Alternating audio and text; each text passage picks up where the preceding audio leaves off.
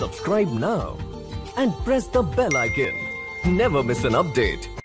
एक इंसान जब मर जाता है तो उसका दिमाग 7 मिनट तक जिंदा रहता है, जिसमें वह अपनी जिंदगी की सभी यादों को एक सपने की तरह देखता है। एक इंसान को अपनी जिंदगी के अंतिम क्षणों में अफसोस होता है कि वो अपने सपने पूरे नहीं कर पाया। उसने क्या क्या गलतियां की, वो क्या कुछ कर सकता था, क्या कुछ बन सकता था, लेकिन उसके पास रह जाता है तो सिर्फ अफसोस। कोशिश करना कि आपको जिंदगी में अपने किए पर कभी अफसोस ना हो। लेकिन अभी तो लॉकडाउन चल रहा है, घर में बैठे बैठे डिप्रेशन आने लगा है। पढ़ाई करना तो दूर की बात, एग्जाम की तैयारियां करना तो दूर की बात, अब तो ये भी याद नहीं रहता कि आज सोमवार है या मंगलवार। सोने के टाइम पर जागते रहते हैं, जागने के समय पर नींद आती है। आपको लगता है कि सारी दुनिया में हर इंसान का यही हाल हो रहा होगा। तो जरा मुझे एक चीज बताइए, जैसा सब सोचते हैं, जैसा सब करते हैं, वैसा ही सोचने और वैसा ही करने से क्या आपका भला होने वाला है? लॉकडाउन एक न एक दिन खत्म हो जाएगा, जिंदगी पहले जैसी हो जाएगी। फिर से आपको अपनी पढ़ाई, अपने एग्जाम और अपने कैरियर के बारे में सोचना पड़ेगा। और तब आपको याद आएगा कि आपके पास समय था, तब आपने अपने आप को दूसरों से बेहतर बनाने के लिए, अपने आप को डिजर्विंग बनाने के लिए कोई खास एफर्ट्स नहीं लगाए। देखिए, यदि आपको लगता है कि आप कर सकते हैं तो आप कर सकते हैं, और आपको लगता है कि आप नहीं कर सकते